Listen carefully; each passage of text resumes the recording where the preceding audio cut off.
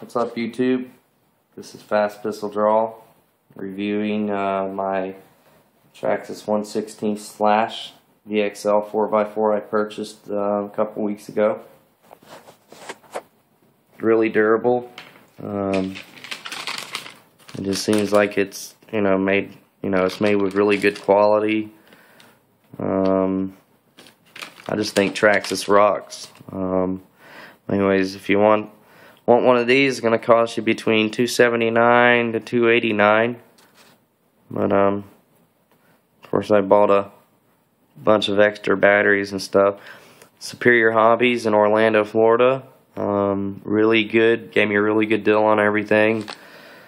I got their 6 amp dual peak plus charger. Around $459 is what I spent. Bought 2 LiPos, an extra nickel metal battery, and a series connector. I did have a few issues when I got this thing and ran it. That's my body, little customization there.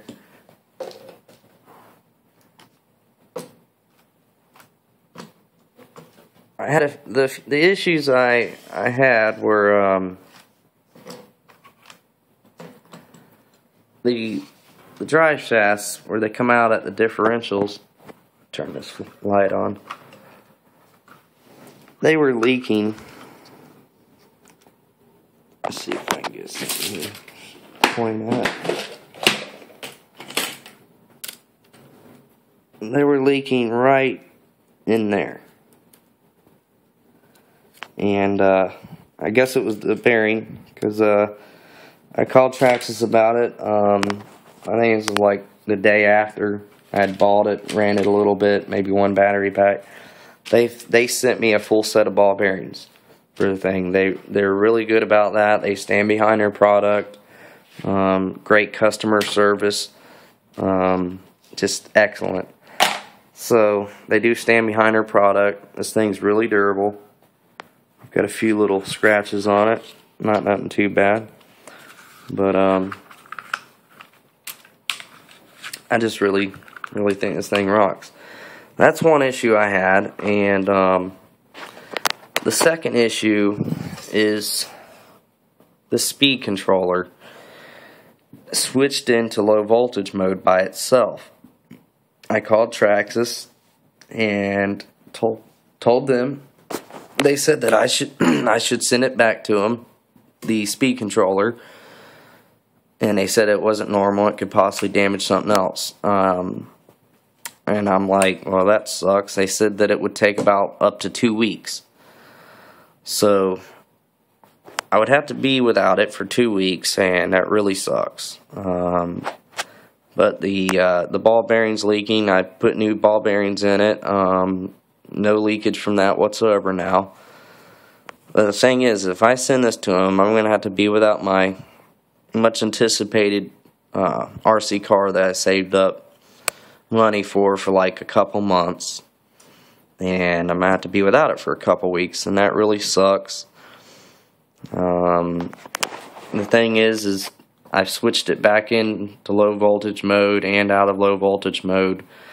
I don't know what happened or whatever, but it hasn't done it since. I don't know if this button may got stuck. I've heard that's a possibility.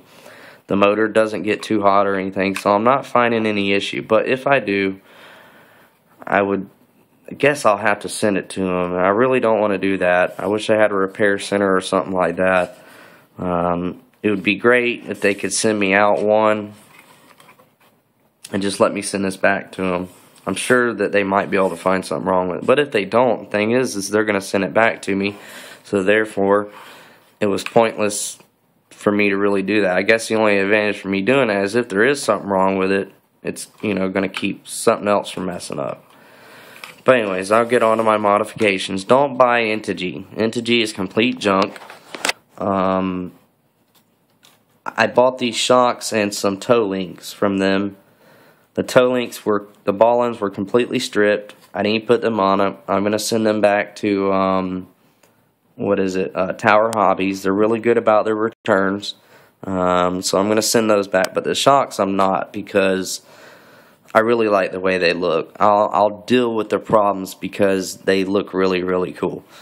But the problem I had with the shock is this front left, it had a missing knee clip for the piston. When I disassembled it and began the process of putting shock oil in them, and also these pivot balls right in here, I had to modify them. I had to shave them for them to fit. They were actually too tall. They wouldn't go in between this shock tower and the chassis.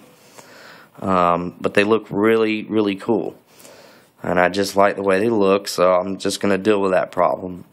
One did start leaking because this cap, the shock tower, or the cap, the reservoir on it was too loose. Well, I went through them all and made sure they're tight. So far, I haven't, other than that, I haven't seen any leakage of fluid. But I wouldn't buy Integy. They're junk. Go with Golden Horizon or Venom. I know there's some other companies out there that make aluminum parts. If you buy Integy, you're just going to get junk. These are Golden Horizon aluminum rocker arms, which I really, really like. They just set the shocks off and complete the shocks. Anyways, my other modification is a heat sink here with a fan. That's actually off of a full-size brush motor. I modified it, and I'll go get what I run that battery off of to show everyone. So I'll be right back.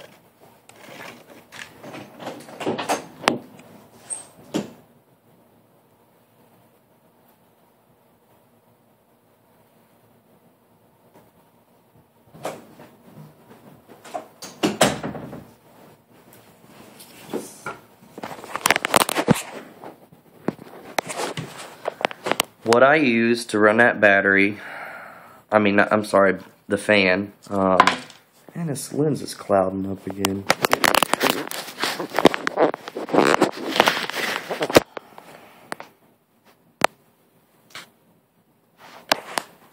It's like really getting out of focus here. I use a courtesy of PS3 controller battery to run that fan. I just think that's kick-ass. It's really light. It's lithium ion, and I just Velcro it right on here. Might be a little hard to see. For some reason, my camera's gotten blurry. And plug it in, and it's ready to go. My other modifications are ball bearings in the rocker arms. Why is this clouding up? Anyways, ball bearings in the rocker arms and these aluminum wheel nuts. That's pretty much it on my modifications. This thing's really durable. Good quality. This plastic or polymer or whatever it may be is very tough.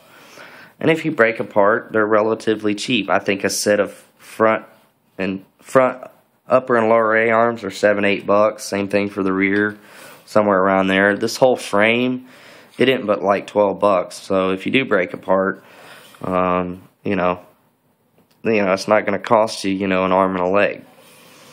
But anyways, Traxxas is really good about standing behind their products.